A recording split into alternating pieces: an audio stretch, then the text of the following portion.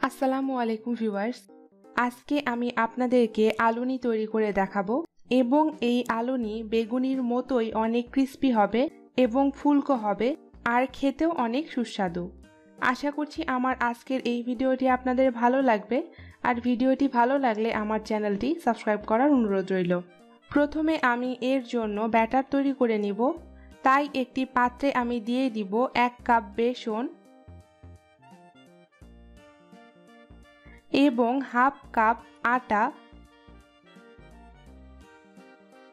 এখন পরিমাণ মতো ফ্রিজের ঠান্ডা পানি অল্প অল্প করে দিয়ে আমি বেসনের ঘোল তৈরি করে নিব। ব্যাটার তৈরিতে অবশ্যই ঠান্ডা পানি ব্যবহার করবেন, এতে করে মিশ্রণটা বেশ স্মুথ হবে এবং এই ব্যাটারে যা ভাজবেন তাও অনেক মুচমুচে হবে। খুব ভালো করে বেসনটা মাখিয়ে নিতে হবে যাতে কোনো লাম্পস না থাকে।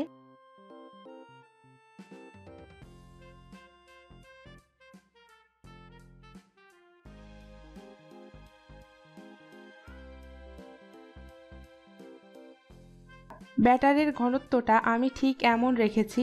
এখন এটাকে কমপক্ষে 10 থেকে 15 মিনিটের জন্য ঢেকে রেখে দিব, এতে করে বেসনটা ফুলে উঠবে।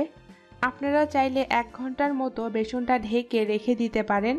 প্রায় 10 থেকে 15 মিনিট পর এতে দিয়ে দিব হাফ চা চামচ আদা ও রসুন বাটা,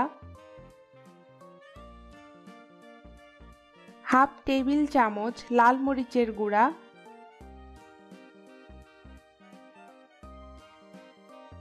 স্বাদ মতো লবণ, প্রায় 1 চা চামচের মতো কালো জিরা। কালো জিরা এখানে অবশ্যই ব্যবহার করবেন, কারণ বেশিরভাগ হোটেলগুলোতেই কিন্তু কালো জিরা ব্যবহার করে। 1/4 চা চামচ বেকিং পাউডার এবং 1 চিমটি পরিমাণ বেকিং সোডা বা খাবার সোডা।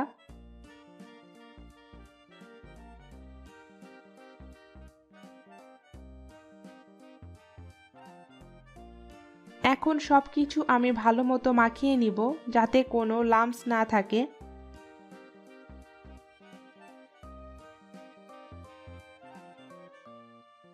বেসনের ব্যাটারটা আমি তৈরি করে নিয়েছি এবং এর ঘনত্বটা ঠিক এমন হয়েছে।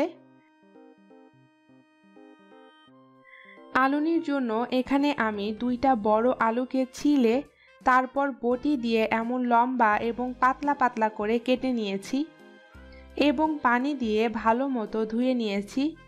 এখন এই আলুগুলোকে আমি টিস্যু পেপার দিয়ে ভালো মতো মুছে নিব যাতে কোনো পানি না থাকে। আলুতে পানি থাকলে বেসনের মধ্যে আলুগুলোকে ভালো মতো কোট করা যাবে না।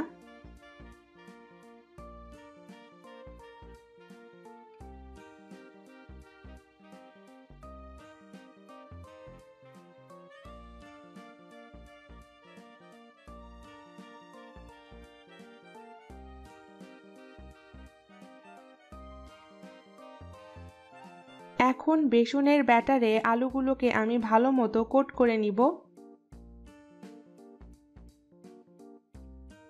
এরপর গরম তেলে ছেড়ে দিব।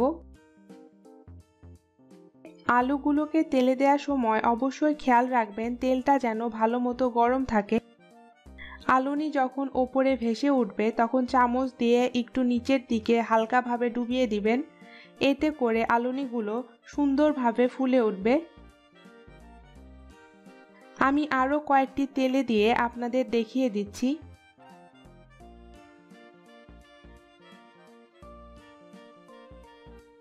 আলুনি ফুলে ওঠার পরপরই তা উল্টে দিতে হবে এবং চুলার আঁচটা মিডিয়াম লো হিটে করে দিতে হবে, এতে করে আলু ভেতর থেকে সিদ্ধ হয়ে যাবে এবং অল্প আঁচে ভাজার কারণে এটার বাইরের কোটিংটা একদম ক্রিস্পি হয়ে যাবে আর ঠান্ডা হলেও দীর্ঘক্ষণ ক্রিস্পি থাকবে, যেটা মিডিয়াম হিটে ভাজলে আপনারা পাবেন না। তাই এগুলো আপনাকে অবশ্যই ধৈর্য সহকারে এবং সময় নিয়ে ভাজতে হবে। কিছু সময় পর পর আলুনিগুলো আমি উল্টে পাল্টে দিব যাতে সব সাইডে সুন্দর কালার আসে। আলুনিগুলোর চারপাশে যখন দেখবেন বাবলসগুলো খুবই কম হচ্ছে তখন এগুলো আপনারা তেল থেকে তুলে নেবেন।